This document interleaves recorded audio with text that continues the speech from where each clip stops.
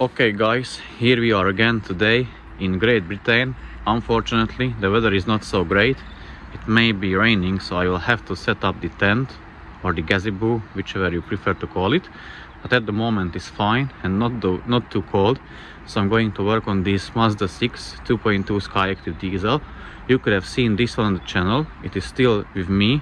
I already done the carbon cleaning, and now today I'm going to tackle the exhaust camshaft replacement. And some of you of my subscribers asked me if I can do a video how to remove it, the valve cover, because he's seen how to change the camshaft itself, but he didn't see how to change or remove the valve cover.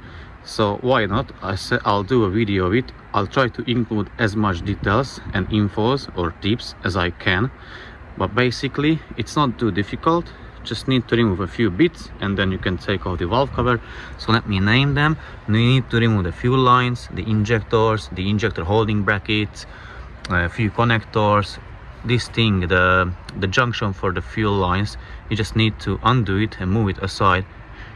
I'll remove the battery just to show you, like, have a better access to that one bolt there for the fuel line, and I can show you where it is, how to undo it. But if you are doing it, it's not necessary. It's recommended. It's better if you remove it because you have much more space, access to everything. So remove the battery if you can, or if you know how to. It's not a big deal. And then just need to move the cabling a bit away so that I can lift the valve cover.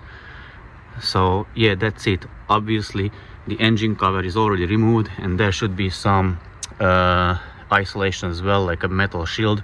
It's not there, it's missing on this engine. I've seen them missing on a lot of engines. I don't know if it helps or not. I guess it covers the sensors so they don't get too hot, but it's missing on this one. So yeah, without further ado, let me start working on it. So the first thing I'm going to do, disconnect the various connectors, move the cabling, lift it, and then I'll mark the fuel lines like the order, so that I don't waste time putting them back together, so I will know where they go. I'll mark the injectors because I want to put them back exactly to the space, to the place where they come from. So what I have done so far, I removed this intake pipe, size 10 socket. It is here, from here, so I removed it because I will need to move that junction box, fuel junction box, a bit that side. Removed the battery, the terminals, size 10 socket, size 10, the holding bracket, size 10, lift the battery out. Here comes the fuel line. You see, that is a size 17 socket. I'll show you which kind of sockets I use for them. I also disconnected all the connectors, a bunch of them. So glow plug, intake temperature sensor connector, fuel rail, fuel junction. So basically a lot of connectors. Disconnected them, removed those parts as well from that plastic plugs, so I can move this freely. Here were like two 10mm nuts, remove them. From the valve cover, I removed these plastic brackets, holders for the cabling. So basically it is moving now quite freely. Disconnected there as well. Now I'm going to start removing the fuel lines. So grab a marker, mark each of them by the order, mark the injectors as well, and then you can remove the fuel lines. You will need a size 17 hex socket, but you cannot either use a spanner or use a crow's foot spanner which goes around the fuel line, or a fuel line specific socket which looks like this.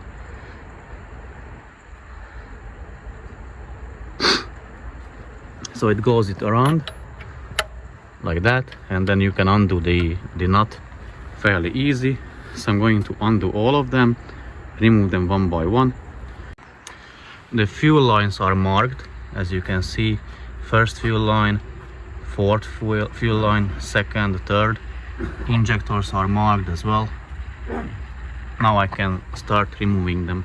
The fuel lines from the injectors are removed. I left this big line though, because it is easier if I remove the return lines from the fuel injectors and then free up some space here, and then I can remove this long fuel line a bit easier. Also, you can undo the bolt here, sorry, the nut here for it already. So now I'm going to remove the fuel return line. It is a size 14 hex socket. Make sure you don't lose the washers from underneath. So you can remove this one, all four, and take off the return line. The fuel return line is removed. What you need to make sure of that these banjo bolts have washers. Hopefully you will be able to see, but they have washers on top and on the bottom as well.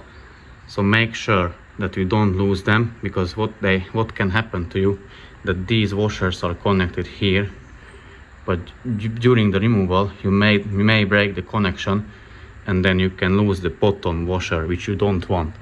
So definitely check if all the washers are there. So you should have 10 washers, 2 on each bolt, each banjo bolt. Make sure you don't lose them. I disconnected this air hose from here, and I'm going to move the fuel line junction a bit aside. So undo this banjo bolt, remove the banjo bolt and the washer. Make sure you don't lose the washers. Remove this fuel line as well, remove the banjo bolt and keep the washers. There are two 8mm bolts. Undo the bolts, you can remove the bolts, and then you can move the whole thing on this side. So the connector will be on this side, on the right side of that pipe or the tube. Now it's on the left side. I'll show you what I mean in a sec. Okay, so there are two banjo bolts. That one goes there, and you can see the washers are connected together. So make sure you keep it that way, don't lose it. And here there are two separate washers, one top, one bottom. So when you lift this fuel line, be careful, because the washer will be there, sitting there. So remove the washer carefully, don't lose it, keep it, and then put aside the banjo bolts. Now I can undo the two 8mm bolts and move the whole junction on the right side of that air tube. The fuel line junction is moved. As you can see, it's here lifted, so it is out of the way. It won't block the valve cover to come off. Now remove this here, a size 10mm or 8mm nut, I'm not sure at the moment. Either remove that, and you will be able to remove this big fuel line as well. And you will need to further remove those two bolts so that you can move that metal bracket a bit out of the way. I'll show you in a second how everything looks like when those are removed. This is, I don't know if it's a size 8 or a size 10mm bolt as well.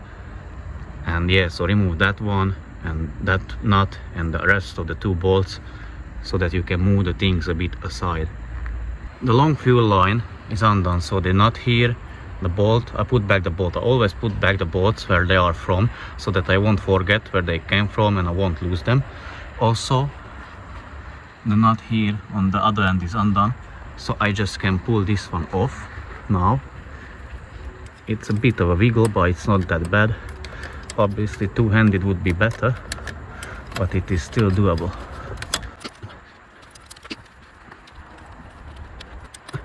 Okay, it is out. You can put it aside. Okay, I removed the two 10mm bolts, and there was another 10mm nut here. I removed that, so now I can wiggle with that bracket, as you can see, and if needed I can further remove it. Also undone the PCV hose here, pushed that clip in, pushed it up, and removed the rubber hose. I use pliers, these pliers, so put it around the neck of the hose, twist it, and then push it off. It's a lot easier, and then that way I don't break this plastic piece or connector for the hose, because that's the last thing I want to do. Now I can remove the exhaust pressure sensor holding bracket, the plate, disconnect the sensor, disconnect the DPF pressure sensor as well, and push that tab out of it so that I can move the whole cabling a bit further back, disconnect the injector connectors, remove the injectors, and then I have access to the bolts of the valve cover around the perimeter so that I can start removing it and finally pull off the valve cover. Further connectors disconnected, the cabling moved a bit back. I removed the exhaust pressure sensor bracket, just the bracket, the sensor is still there, put back the bolt. If you remove the bolts and you don't put them back, this is the shorter bolt, this is the longer bolt when you're putting them back together. Yeah, so the bracket is removed. Now I'll start undo the injectors, the nuts and then the brackets, and I'll show you how to remove the injectors. Injector nuts are removed, so remove them. And as I said, I'll give you tips and hints and insights. So pro tip number 1, you see those washers underneath the injector nuts. Make sure you remove them before trying to remove the injectors, because when you are removing the injectors, those things fly off. Ask me how I know. I learned that the hard way, and believe me, one of that costs 10 pounds. So if you lose, let's say 4 of them, that's 40 pounds just for a stupid washer. So I've got a magnet tool, but you can remove them with a magnetic screwdriver, but make sure you remove them and don't lose them. So remove all of them, all 8, and then start to try to remove the injectors. Now I'm removing the injectors. So there are 2 ways. There is an easy and a hard way depending on the injector, if it comes off easy or not. So first thing which I always try is a pry bar. So pry it, I'll show you in a second, I just explain now. So pry it on the underneath the injector bracket and place the somewhere like on the valve cover. But be very careful. If it doesn't come off, don't force it, because you will break the valve cover. I don't think if you can buy it separately, or if they are out of stock, I think it is really difficult to source a new valve cover. So this is the first method. If that doesn't work, there's another tool. This one, it is a very expensive patented tool by myself. It cost millions. So basically what that is, just an empty, like a rod, and we tabbed or put a thread on the end of it. Hopefully this finally focuses it. Anyways, the end is threaded, so it threads to the injector return line, and I just use any slide hammer, this thing of the slide hammer, the weight of it, and just hammer it out this way. I can't recall the size of the thread and the thread pitch, but you can find that definitely in my older videos. I got video of it. So if you need it, let me know in the comments section. I'll link the video for you. So let me do it like real time, trying to remove the injectors. And what I mean by, if it doesn't come, not coming off, I won't force it and do with the other tool. So first, usually the experience is that 3 injectors come off really easily. The 4th usually can be stuck. So let me try. Put it underneath the bracket and pry it. Okay, it's not coming off. Let's try this one. Yeah, you see, this one is easily to be lifted. So I'll have to remove that one with the other tool. Yeah, this one is lifted. And let's see this one. Yeah, this one came off easy as well. Let me try this one more time.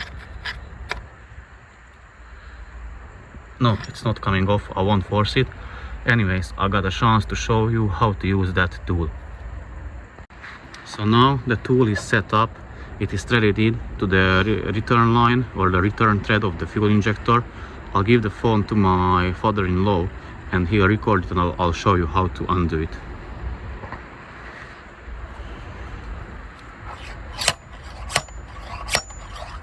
Good.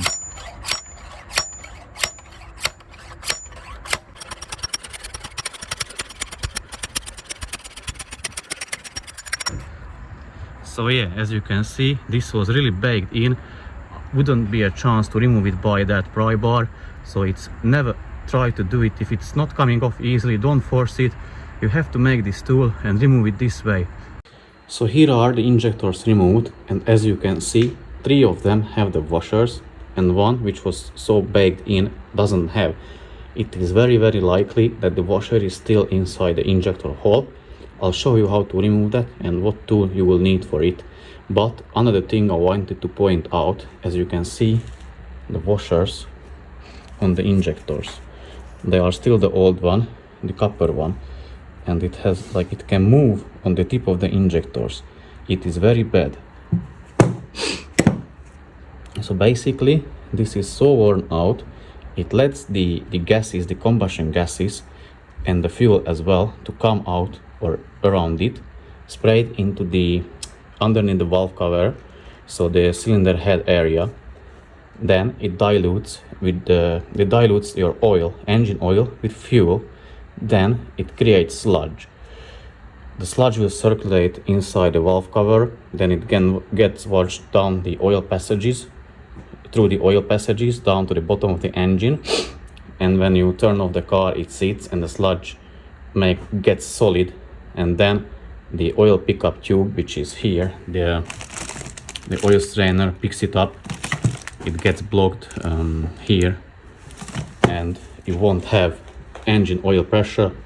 You damage the engine by spinning the bearing, it closes the oil passage on the bearing, it won't have lubrication, and your rod, your connecting rod will look out, or just look out on the side of the engine, so you can trash your engine. So it all starts with this one. With this small little part can kill your whole engine. If you are replacing or like taking out the injectors, never reuse the old one, because the new set, it is already anyways like renewed or like revised, so you have to upgrade them. In Mazda, the Skyactiv diesels, you have silver washers, so you have to upgrade them, but always use new ones. They cost four piece costs £10, I believe. It's not that expensive, but it can save your engine. So always check it and never put the old one back and replace. And this is where it starts to damaging, or where everything starts with damaging the engine.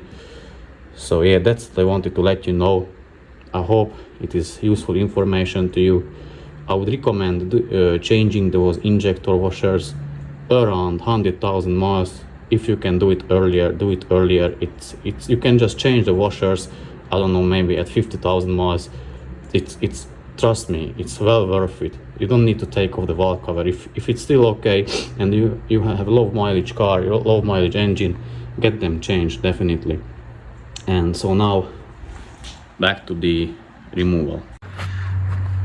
The injector studs are still in place, so I need to remove them. They are size 10 bolts, nuts or studs, whatever they are. And then you have the valve cover bolts, which are size 10 again. Those ones around the perimeter of the valve cover. I'll show you them and give you another tip how to remove them easily. So the injector studs are removed. Now the valve cover bolts. I can show you where they are. So they are around the perimeter of the valve cover. I don't know how much you'll be able to see, but they are around the perimeter. Anyways, I'll show you a picture of the manual, but here is the tip. So I undone this one, and I want to show you, because those at the rear are really hard to get to and remove them, and they are like, you have to remove them. They don't stay in the valve cover, the holes. As you can see, they come out. So how do I take the rear ones out? Before I used like long needle nose pliers, and because it is a hex, so 6-sided, I just grab it onto the head,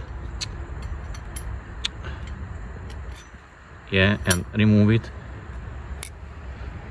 and then I invested in a tool, yeah, a magnetic pick, 5 pounds, and you can easily remove them, you see.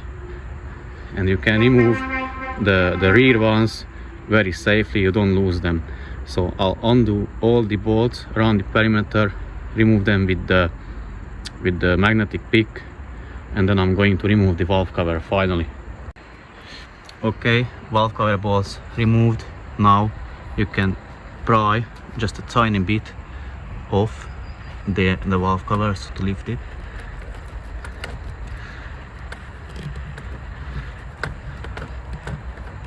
Yeah, it is lifted. You can try it on the other side as well. Okay, it's good.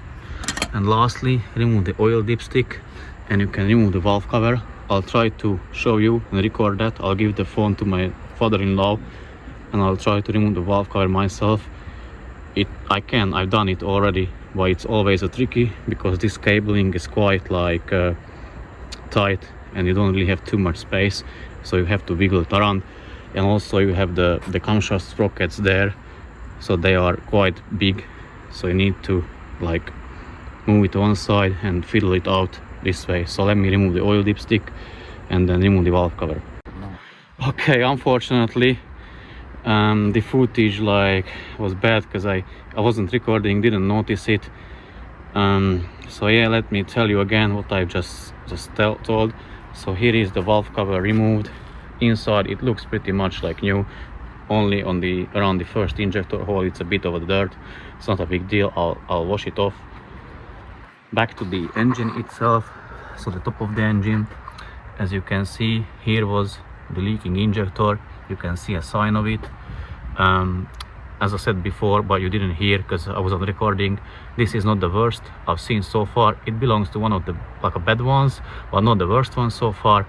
Also, just to be on the safe side, you can cover those injector or the fuel rails holes so that nothing can get into it. Use a tape. I'll do it soon, and then start removing the parts. Obviously remove this oil shower for the camshafts, so that I can see the condition of the exhaust camshaft, if it is worn or not. And yeah, I'll report back. I'm going to change the camshaft, show you how to do it, clean this one, and yeah, report back. So it is not a difficult or a bad job at all. Like the whole process, the removal of the valve cover can take as little as half an hour if you've done it before or you know what to do. It took me now way longer because I was recording and telling what to do, how to do it, stuff like that, so that I can help you and you can take this job at home yourself without the need to pay someone else to do the job for you. So yeah, and at the moment it is nearly 12 o'clock now, so we are going for a dinner.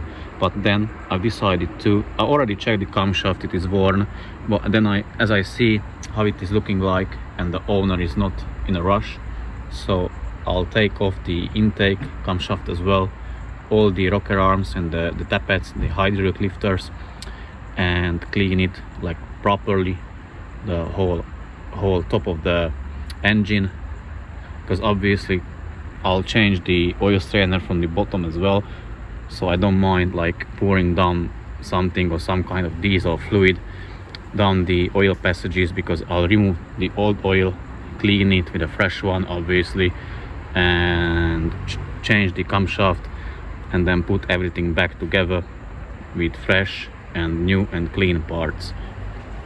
So let me show you the wear of the camshaft so that you can see as well.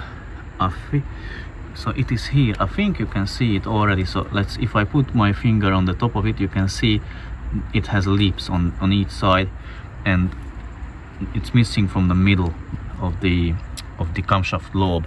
I don't know if you can see it on any other. No, on this one you can see it, but I'll remove the camshaft and show you how it looked like. But yeah, it needs definitely the camshaft replacement, and maybe it has damaged the vacuum pump, which is here. It is an old vacuum pump because there is no chicken leg logo on it, as I call it. So I'll check that because I can't remember the values, the live data values from the vacuum pump. But once I put everything back together, obviously I'll do the tests and check for the live data and check if it needs replacement, and then let the owner know. But yeah, that's today's job, what I'm going to do.